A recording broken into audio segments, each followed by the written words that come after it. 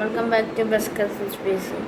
അങ്ങനെ വേറൊരു സിനിമ കണ്ടിരിക്കുകയാണ്. പടക്കളം എന്നാണ് പടത്തിൻ്റെ പേര്.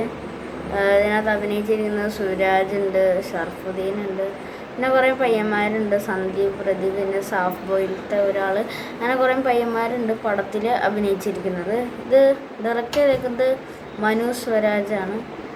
പുള്ളി തന്നെയാണ് റൈറ്റർ എന്നും തോന്നുന്നു. സോ പടക്കളം എന്ന പടത്തിനെ കുറിച്ച് ചോദിക്കുകയാണെങ്കിൽ പിള്ളേർക്കൊക്കെ ഇഷ്ടപ്പെടുന്ന ഒരു പടമാണ്. എനിക്ക് ഭയങ്കരമായിട്ട് ഇഷ്ടപ്പെട്ടു. നല്ല ഫൺ വൈബിൽ പോണ ഒരു പടമാണ്. തുടക്കത്ത് കുറച്ച് കാർട്ടൂൺ ടൈപ്പാണ്. അത് കഴിഞ്ഞിട്ട് പടം ഇങ്ങനെ നല്ല ഫൺ രീതിയിലാണ് പോണത്. കുറേ സൂപ്പർ ഹീറോസിനെ കുറിച്ചൊക്കെ പറയുന്നുണ്ട്. മിന്നൽ മുരളി, ഗ്രീൻ ലാൻഡേൺ, അങ്ങനെ കുറേ സംഭവങ്ങളൊക്കെ ഉണ്ട്. സൂപ്പർ നാച്ചുറൽ പടമാണ്. ഫാൻറ്റസി, ഒരു ബോർഡിനെ കുറിച്ച് അങ്ങനത്തെ ഒരു രീതിയിൽ പോകുന്ന ഒരു പടമാണ്. ലൂഡോ ബോർഡ്, അങ്ങനത്തെ കുറേ സംഭവങ്ങൾ. സോ മൊത്തത്തിലൊരു അടിപൊളി ഫാമിലിക്കൊക്കെ പറ്റിയ പടമാണ്.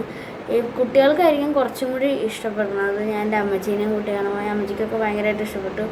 ഫുൾ ഫണ്ണിലാണ്. നല്ല കോമഡി കാര്യങ്ങളൊക്കെ വന്നിട്ടുണ്ട്.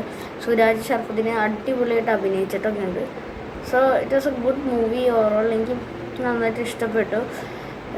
ഇതിനെക്കുറിച്ച് കുറച്ചും കൂടി പറയുകയാണെങ്കിൽ ഇതൊരു സൂപ്പർ ഹീറോ അല്ല, പക്ഷേ ഒരു ഹൊറർ ടൈപ്പ്, ഹൊററല്ല പക്ഷെ ഒരു ഹൊറർ ടൈപ്പ്, ഒരു സൂപ്പർ നാച്ചുറൽ സംഭവമാണ്.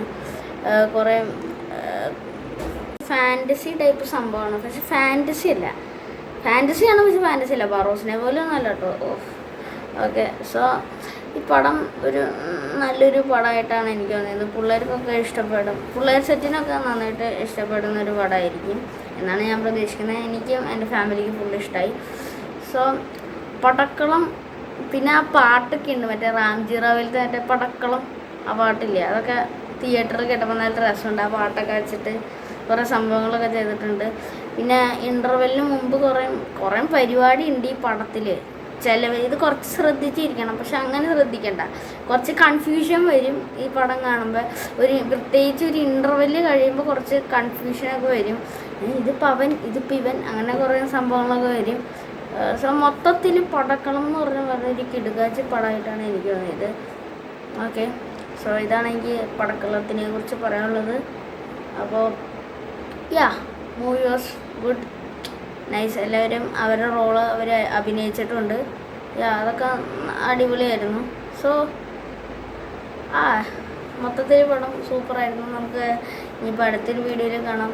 കുറേ വീഡിയോസ് വരെയാണ്. ഇപ്പോൾ വെക്കേഷനൊക്കെ അല്ലേ, പക്ഷേ വെക്കേഷനൊക്കെ എന്തിനു പെട്ടെന്നാണല്ലോ തീരണം.